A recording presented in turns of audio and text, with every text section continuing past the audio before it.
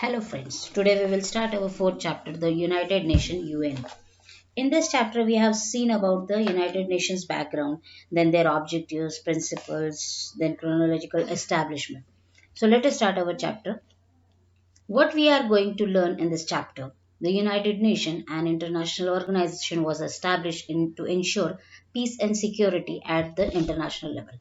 इस चैप्टर में हम क्या पढ़ने वाले हैं कि पीस किस तरह से मीन्स हमारे देश में सिक्योरिटी शांति कैसे एस्टैब्लिश हो उसके बारे में हम इस चैप्टर में पढ़ने वाले हैं। और सबसे इम्पोर्टेंट पार्ट है कि जो टू वर्ल्ड वॉर हुए उनके बाद क्या प्रॉब्लम फेस हुई, किस तरह से इन चीज़ों का डेवलपमेंट हुआ, वो सारी चीज़ें हम इस चैप्टर में पढ़ने वाले हैं। In the present means last chapter में हमने देखा कि किस तरह से हमने उनके प्रिंसिपल ऑब्जेक्टिव स्ट्रक्चर्स के बारे में, किस तरह से उनका रोल था शांति बनाए रखने के लिए, तो वो सारी चीजें हमने हमारे पिछले चैप्टर में पढ़ी। Now in this chapter we have study about the United Nation. The United Nation a background. अब यूनाइटेड नेशन का बैकग्राउंड कैसे हुआ, किस सेंचुरी में हुआ।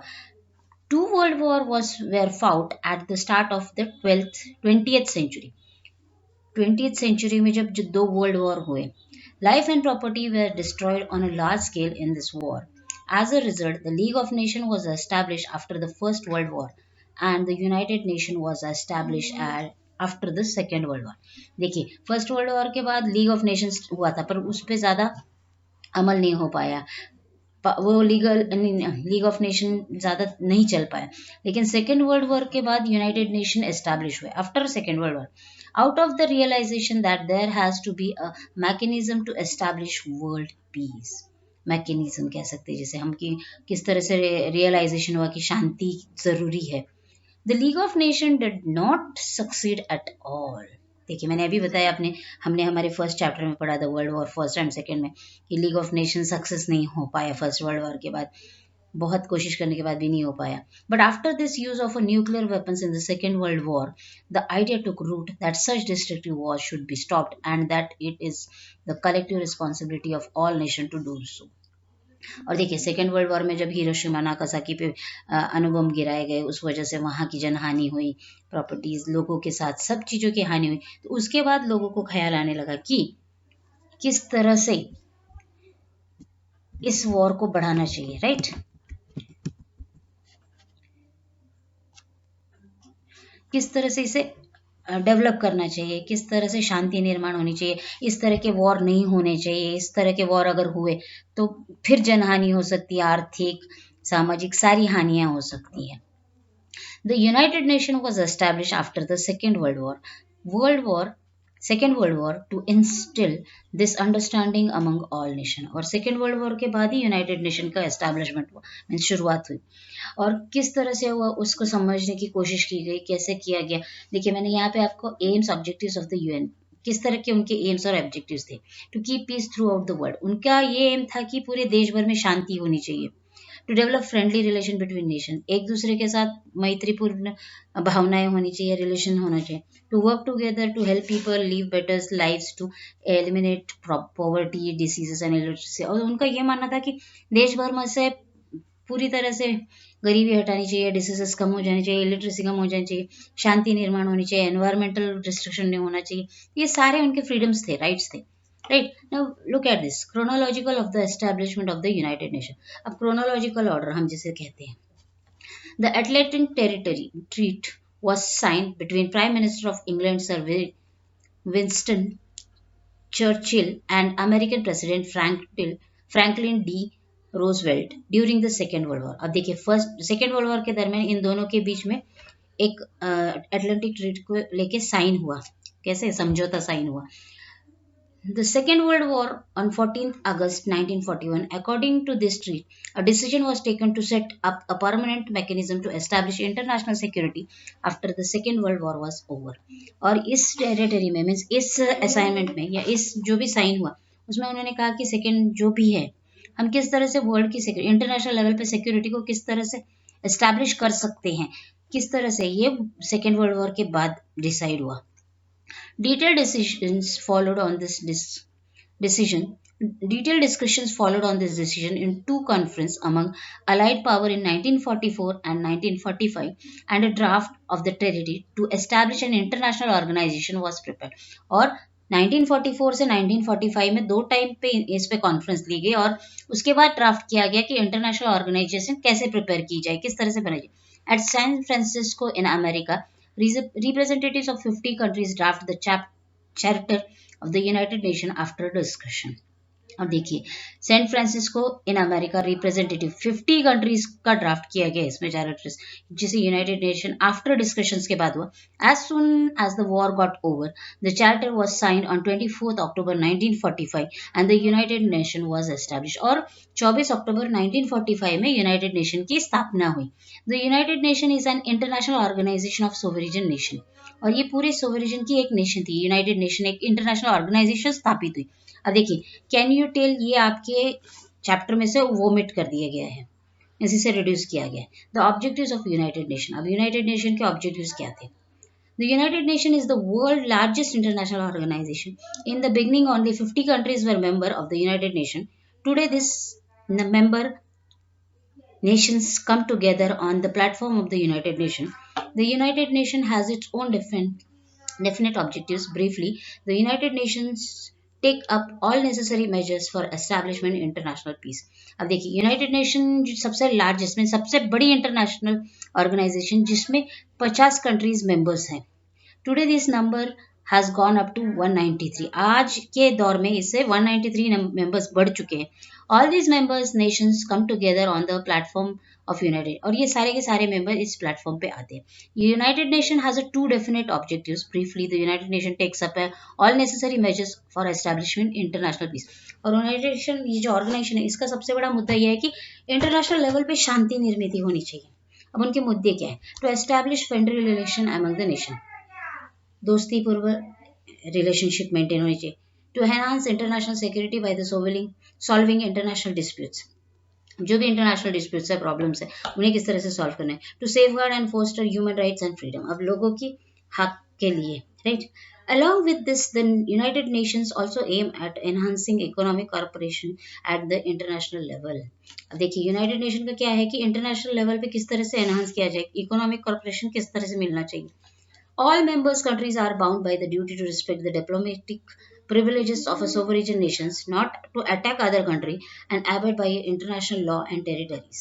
अब देखिए, इंटरनेशनल लॉज और टेरिटरीज जो भी है, अटैक, सोवरेजन का अटैक नहीं होना चाहिए, प्रिविलेजेस होना चाहिए, किसी भी चीज को एक मुद्दे तक रखना चाहिए। Principle of United nation. The United Nations is an organization created by the coming together of the sovereign nations. Naturally, it is based on a certain principles or rules. They are briefly stated as follows. देखिए, अब क्या principles हैं उनके उस United Nations के, किस तरह से बताए गए। ये देखिए, मैंने आपको ये 6 मुद्दे यहाँ पे भी दिए हुए, और इन्होंने भी हमें बताए हैं कि किस तरह से। First point is, a member nation will have the same status, जो भी मेंबर होगा उस यूनाइटेड नेशन का सेम स्टेटस का होगा। There is no discrimination among the nation based on a geographical size, economic और मिलिट्री पावर, और कोई बेस नहीं होगा, जोग्राफी नहीं, साइज, जोग्राफिकल साइज नहीं, इकोनॉमिक नहीं, और मिलिट्री भी पावर नहीं। All member nations of the United Nations should respect the freedom and geographical unity of the other member nations। और तो और जो भी मेंबर है वो एक दूसरे की रिस्पेक्ट करेगा, फ्रीडम्स देगा, जोग्राफिकल यूनिटी को मेंबर्स नेशन से एक कंपेयर नहीं होगा। All member nations should solve their international disputes and mutual differences by peaceful means। और जो भी मेंबर होंगे नेशंस के, वो अपने डिस्प्यूट्स, इंटरनेशनल डिस्प्यूट्स हो या म्यूचुअल डिफरेंसेस जो भी होंगे, वो कैसे पीसफुल, शांतिपूर्वक सुलझाएंगे। Then can you answer the following question. अब ये आपका होमवर्क है, ये एक्टिविटी है।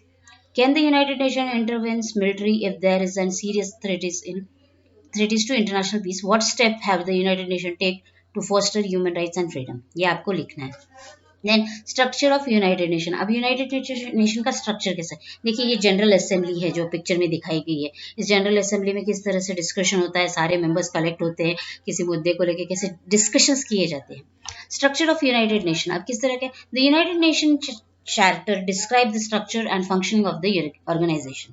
अब उनका किस तरह से फंक्शनिंग किया गया। The United Nation has 6 main organs, उनके 4 मेन ऑर्गन्स बताए गए। General assembly, security council, economic and social council, international court of justice, trusteeship council and secretaries. अब ये 6 मेंबर्स बताए गए उन्होंने, राइट। अब इन 6 मेंबर्स को किस तरह से उन्होंने बताया है हमें, वो देखेंगे हम।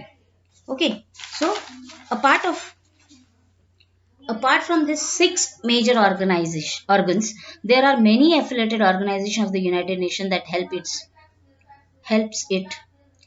it in its function. They are called as specialized agencies.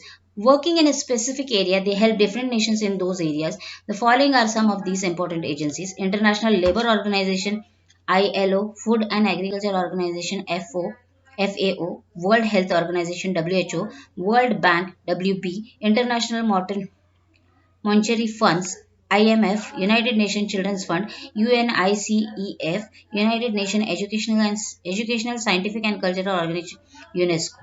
अब फर्स्ट पॉइंट हमारा क्या है? General assembly. अब जनरल असेंबली के क्या फंक्शंस होते हैं और जनरल असेंबली क्या होती है? All the member countries are member of the General Assembly. The position and status of all the countries, whether they are rich or poor, big or small, is the same. अब general assembly में ऐसा होता है कि ना ही कोई अमीर ना कोई गरीब, सब सेम, कोई छोटा नहीं कोई बड़ा नहीं, सबको सेम समझा, उनकी पोजीशन को एक लेवल में माना जाता है. Every year the general assembly meets in its session from September to December. During the session, the General Assembly discuss important issue like environment, disasterment, etc. The decision in the General Assembly are taken by a majority. These decisions are in the form of resolution. Thus, the General Assembly only passes resolutions, it does not make law. और general assembly क्या करती है? सिर्फ resolution pass करती है, वो कोई कायदा नहीं बनाती है. This the general assembly only passes resolution, it does not make a law. The significance of the general assembly lies in the begin a platform from the representatives of a member nation to come together and discuss and make policy decisions on issue of a global importance. अब देखिए general assembly का काम क्या है? उन सबको समान अधिकार देना, किसी को भी छोटा बड़ा नहीं समझना, सबका स्टेटस सेम होना चाहिए. और तो और उनका ये है कि वो सिर्फ उस पर रेजोल्यूशंस प्रिपेयर करते हैं, ना कि कोई कायदा बनाते हैं, और उनका उस इशू पे डिस्कशन होता है, वो भी ग्लोबल लेवल पे उसकी डिसीजन पॉलिसीज ली जाती है. ना फंक्शन ऑफ जनरल असेंबली. अब जनरल असेंबली के फंक्शंस क्या होते हैं तो वो हम देखेंगे.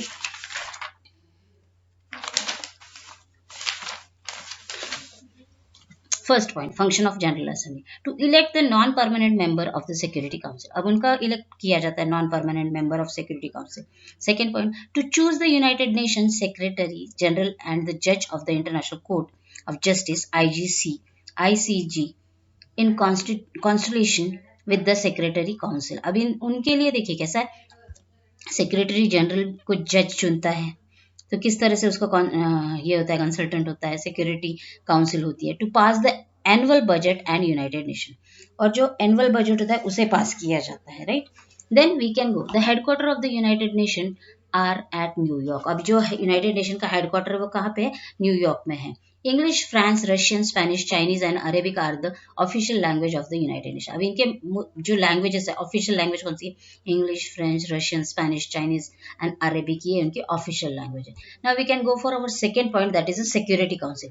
अब देखिए यहाँ पे हमने जनरल असेंबली के बारे में पढ़ा. अब जनरल असेंबली में जो जज चुना जाता है वो सिक्योरिटी काउंसिल का, ICG जिसे कहा जाता है, इंटरनेशनल कोर्ट ऑफ जस्टिस का. Right, there are 15 members in a security council.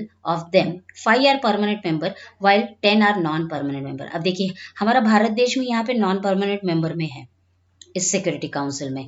तो 5 जो मेंबर होते हैं वो परमानेंट होते हैं और जो 10 होते हैं वो नॉन परमानेंट मेंबर्स होते हैं. The non permanent members are chosen every 2 year by the general assembly. और जो 10 मेंबर्स चुने जाते हैं वो हर साल चुने जाते हैं. America, Russia, England, France and China are the permanent member. अब देखिए अमेरिका, फ्रांस, रशिया, इंग्लैंड और चाइना ये परमानेंट मेंबर है ऑफ द सिक्योरिटी काउंसिल, और सिक्योरिटी काउंसिल के ये परमानेंट मेंबर है. They have the veto power, उनके हाथ में पावर है. For any decision to be taken the assent of all 5 permanent members and 4 non permanent members is necessary. अगर कोई भी डिसीजन लेना है तो ये 5 मेंबर्स के साथ 4 नॉन परमानेंट मेंबर भी जरूरी होते हैं, तभी वो डिसीजन हो पाएगा, अदरवाइज वो डिसीजन नहीं हो पाएगा. If even one of the 5 permanent members use his veto that gives a negative vote, the decision can't be taken. अगर उन 5 में से एक का भी नेगेटिव डिसीजन आता है तो वो डिसीजन नहीं लिया जाता है. Now what is the function of security council. अब हम देखेंगे कि सिक्योरिटी काउंसिल के फंक्शंस क्या है. Okay, the main responsibility of security council is to maintain international peace and security. अभी सिक्योरिटी काउंसिल का सबसे मेन पॉइंट क्या है, तो इन्हें शांति निर्माण करनी है, जो भी है इनकी शांति किस तरह से बनाए रखनी है, ये इन्हें इनकी जिम्मेदारी होती है। The security council may suggest one among the following alternatives in situation of the international conflict and resolve conflicts and make effort to establish peace, impose economic sanctions or take a decision of a military action against the aggressor nation। अब उनका जो भी है, resolve करना किसी भी चीज को, एस्टैब्लिश करना पीस को, इम्पोज इकोनॉमिक सैंक्शंस करने, इवन डिसीजन ले सकते हैं, मिलिट्री एक्शन भी ले सकते हैं, to prepare policy of for arms control. अब जो भी पॉलिसी है आर्म्स कंट्रोल के लिए होती है। To play a joint role along with the general assembly in the appointments of the judge of the International Court of Justice and of the United Nations Secretary General। अब जो भी जज का appointment होता है, इंटरनेशनल जज का, court of justice and United Nation secretary general की भी अपॉइंटमेंट होती है। Suggestions are being made to reform the Security Council and make it more democratic. India as make effort to get permanent membership of the security। देखिए suggestion किया गया है कि India को भी परमानेंट मेंबरशिप मिलनी चाहिए सिक्योरिटी काउंसिल में। एफर्ट ले रही है इंडिया भी पूरी तरह से। Okay, now we can go for our next topic, that is economic and social function, social council. अब इकोनॉमिक और सोशल काउंसिल किस लिए निर्मित की जाती है? The main objective of this organization is to coordinate the economic and social policies of the United Nations. The council has a 54 members। अब ये जो भी इकोनॉमिक एंड सोशल पॉलिसीज बनाई जाती है इसमें 54 मेंबर्स होते हैं इस काउंसिल में। They are selected by the general assembly, और इन्हें जनरल असेंबली ही सेलेक्ट करती है। Each member has the tenure of 3 years and each year 1/3 of the member are newly chosen. इनका टेंचर जो होता है, इनका पीरियड होता है वो 3 साल का होता है, पर each year 1/3 member of the newly chosen किए जाते हैं। Decision are taker by the majority vote, और वोट दिए जाते हैं इनके लिए भी, तभी वो चूज होते हैं। फंक्शंस क्या है देखिए इनके। पहला फंक्शन है initiate decisions at the global level on issue like poverty, unemployment, economic and social inequality and suggest policy to tackle this problems. अब जो भी इनके प्रॉब्लम्स हैं, डिसीजंस किसी भी चीज पे नहीं, तो ग्लोबल लेवल पे जो इश्यूज है, पॉवर्टी का है, अनएम्प्लॉयमेंट का है, इकोनॉमिक है या अनइक्वालिटी है, सोशल से, तो इन प्रॉब्लम्स पे उन पर टैकल किया जाता है। Discuss issue like women's questions, empowerment of women, human rights, fundamental freedoms, global trade, health related issues, etc. are make decision। और तो और इनके वुमेन्स को लेके डिसीजन, एम्पावरमेंट, उनकी ह्यूमन राइट्स के बारे में, फंडामेंटल फ्रीडम्स के बारे में, ग्लोबल ट्रेड के बारे में, हेल्थ से रिलेटेड इश्यूज के बारे में डिसीजन दिए जाते हैं। Make effort to establish culture and educational corporation at the international. और तो और इनका जो भी है एफर्ट लिए जाते हैं, एस्टैब्लिश किया जाता है, कल्चर से लेके एजुकेशन से लेके इंटरनेशनल लेवल तक किसे किया जाता है। Coordinate the function of the different organisations working in the association with the United Nation. और तो और फंक्शनिंग कैसे डिफरेंट ऑर्गेनाइजेशन इसमें काम करते हैं। So this is our first part. In our first part we have discussed about the United Nation background, then chronological system कैसे आया उनका सेकेंड वर्ल्ड वॉर के बाद, थर्ड वर्ल्ड वॉर के बाद देखा। फिर हमने देखा कि ऑब्जेक्टिव्स क्या थे यूनाइटेड नेशंस के। देन हमने देखा यूनाइटेड नेशन के ऑब्जेक्टिव्स देखे। देन जनरल असेंबली कैसे क्रिएट होती है। Then principles of United Nation, structure क्या था यूनाइटेड नेशन का, हमने वो भी देखा। फिर हमने जनरल असेंबली क्या होती है, किस तरह से फंक्शन होता है जनरल असेंबली, किस तरह से उनके फंक्शंस क्रिएट करती है। उसके बाद हमने सिक्योरिटी काउंसिल देखी। उसके बाद हमने सोशल और इकोनॉमिकल काउंसिल के बारे में पढ़ा। हम हमारे नेक्स्ट टॉपिक में सेक्रेट्स, उनके फंक्शन, इंटरनेशनल कोर्ट्स और जस्टिस के फंक्शंस के बारे में पढ़ेंगे।